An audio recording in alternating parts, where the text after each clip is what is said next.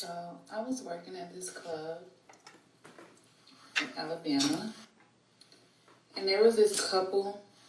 So I worked there about a whole summer straight. I was going out there every weekend from, at the time, Mississippi.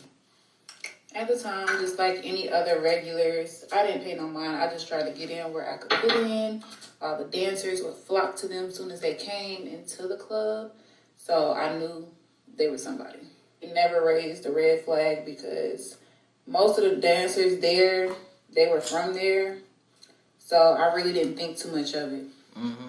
One thing I did notice is that they would pick the same girls over and over again. It was never like the new dancers like me that would be, invited into their section. It used to get to me, but I got over it because I started making my own money and my own customers. I'm not big on the strip club. If you've been here long enough, you know that I'm the type to go, spend money for parking, spend money to get in, and probably get me a fish sandwich. I'm talking about a real fish sandwich. Not get your mind out the gutter. But Blue Flames, if you're in the A, Blue Flames was my thing. I never understood dudes that go in the strip club and would just drop thousands of dollars just to sit there and talk to the bitches. Like, she not dancing, she not doing nothing. She just over there talking to him and he just dropping money. You know what? If you got it like that, then that's you. I'm frugal with my money, so maybe I should just mind my business. I had a homegirl that I had put on to this specific club. I already could tell that she was down for anything, if you know what I mean. So anytime she would get requested to do dances, we wouldn't partner up. I would just kind of let her do her own thing. I never really, thought about it too much. I always knew she was good. Hell, we were adults. So there comes this time where I see this really popular rapper at the time. He walks through the door and everybody goes crazy. So I'm already knowing like what time it is. It was already starting to really be a really good night. So I was really trying to get my ducks in a row and start making a plan, because if you know, on a good night, you gotta be strategic when it comes to being a dancer, because if not, you'll miss out on the money. Mm.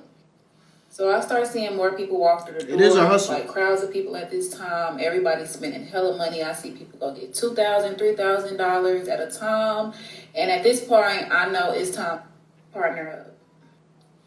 So of course, I go get my homegirl. I'm looking for her. I'm like, texting her phone. Where you at, girl? Where you at? Come to find out she was in the parking lot taking a smoke break. So I waited on her to get dressed. And I just continued to dance for the party that I was dancing for at the time. So she comes back into the dressing room and she's getting dressed. She's putting her clothes back on. And I could tell that baby girl is drunk. Okay, drunk out her mind. Damn. That wasn't unusual for us because, we're dancers. We get drunk. You gotta turn up. But she was like a little more wasted than usual. So I saw the chance once I got back on the floor, which is also like, we say the floor, we mean like back into the open area, like the stage, the seats, all that up there. I just kind of left her in the dressing room to kind of get herself together. But I went ahead and went back on the floor. All back on the floor, my name was called to get on stage. So I got on stage, I did my little 1-2, and I think I made like $300-$400 on my stage set. You're getting money just to like stand there and swing around the pole. So it was good, it was easy money. I've been to the club and I've seen bitches get on that stage and probably come out with like $10. I be getting secondhand embarrassment from like looking at that shit. But then I've seen situations where a particular girl would get on stage and she'd have to make like round trips to come back to get how much money was just thrown over there. After I got off the stage, the DJ tells me to meet him at the DJ booth. DJ booth, he basically tells me that this couple wants to see me in VIP. Now, everywhere VIP is different. VIP was like in the back. Like, VIPs can be anywhere, but this specific one, it was like in the back, ducked off. You couldn't get in, you couldn't get out like without authorization. So it was cool, but it was ghetto. It was ghetto. I go to VIP, I give them my name, where you're supposed to sign in and tell them like, hey, I'm going to VIP or whatever, because you have to be authorized to go through. And before I give them my stuff, because you have to give them either, like, you have to give them like one of your belongings so you don't run out on them or from paying them. So I gave them my phone. As I give them my phone, I could see my homegirl coming from the back. She wants to dance with me for this section. Now, y'all, it was so crazy because I was literally getting like the gut feeling to kind of like be like, nah, I'm okay. Like, you know, you don't have to dance for everybody that invites you to dance for them. So I kind of told my friend, like, girl, what you think? You think they got money? I was trying to deter her from actually wanting to dance, but me asking her more questions made her more anxious to want to dance for them. Damn. So I let her. She's trying to take all that money for herself. Dance for the couple. It's what it is. If she needs me, she knows where to find me. Whatever. Plus, I didn't see them going there with like a lot of ones. So I didn't think they were going to really do too much or throw that much money. I do see her come out when she's done doing her 3 songs. 3 songs is the minimum when you're doing VIP.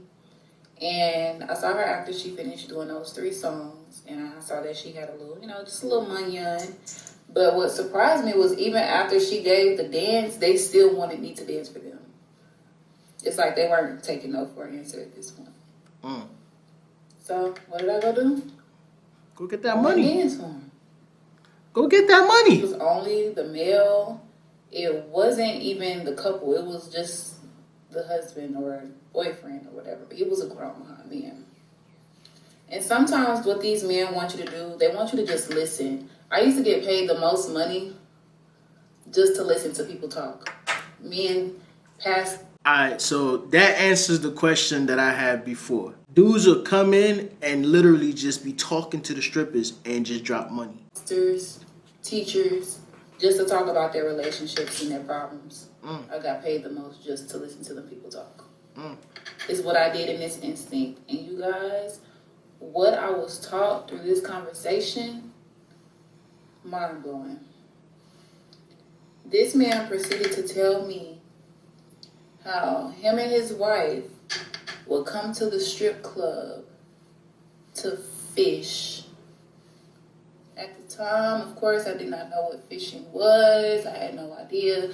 I kind of just, if I had to guess, I thought it was something similar to like picking up random men at like a bar. You know what I'm saying? Like, I thought that's what fishing was. You're part of Pineapple Society? He was intoxicated, probably off of some pills, so it was easier for me to get this conversation out of him. But I really think it was God, y'all. I really think it was God.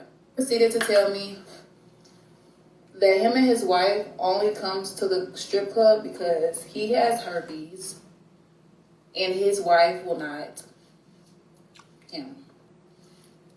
He told me that he wanted to have a party with me and my friend, but he saw it in my eyes that I wasn't trying to do that. Y'all, when he said he saw it in my eyes that I wasn't that type of person, I felt chills through my body. All I could think about, you guys, was the fact that my friend had just danced for them right before me. I don't even think he knew what he had just told me. Like, I don't even think he was aware of what he had just admitted to me. That's guilt. I proceeded to act like everything. That's that guilt. That's that guilt, dog. He couldn't hold that shit together. It was still cool after he told me that because, I mean, you just come into a strip club for entertainment, right? Like, you didn't really come here tonight planning on fishing, did you? That I seen him here, so I already knew he had gotten plenty of girls. And when I walked back to that dressing room, the whole dressing room got herpes. Back on her underwear, I already knew the damage was done. Damn.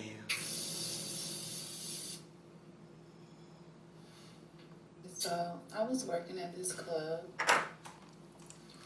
The whole dressing room got herpes. In the back of my mind, I always wonder how easy it is to get some pussy at a strip club. I had a coworker who used to go to Follies. When Follies was a thing out here, he used to go to Follies and he said, bro, you give him a couple dollars, you pay a few bills, you can hit that poom poom whenever you want. Now, I'm gonna keep it 100. When he used to tell me that, I was appalled because this man smelled like sewage. He smelled crazy. I don't care how much money you giving them bitches. They gotta have some self-respect for themselves instead of sleeping with the sewage rat. I'm not over-exaggerating. He smelled crazy. His body odor could probably bring about climate change. That's how bad it is. I think there's a misconception that women who dance in general are just easy. It's always going to be a few bad apples on that tree. But in general, I don't think that women who dance are just easy. I feel as though a lot of them understand that it's easy money. It takes a lot of swallowing your pride to go out there and dance butt-ass naked in front of strangers. And a lot of these dudes definitely be disrespectful. I've seen them throw a wad of cash in a bitch face. I'm not gonna lie, one of my mans did some disrespectful things also. He was rubbing them singles on that woman's private parts and she asked him to stop. And he was just like, girl, you know you like that shit. And he kept on doing it. I will say that. I've seen a lot. Now, I'm cheap, so don't come to me asking for no dance. I just came here for the food. Imagine you watching all my videos, laughing your ass off, but you still ain't subscribed. You got commitment issues, dog? It's free. It is free for you to subscribe. And hit the notification bell. That way, YouTube not going to control when or how you see my videos. Come on, people. What's going on? What are you waiting for? I ain't begging. I'm asking nicely. Don't make me ask you again.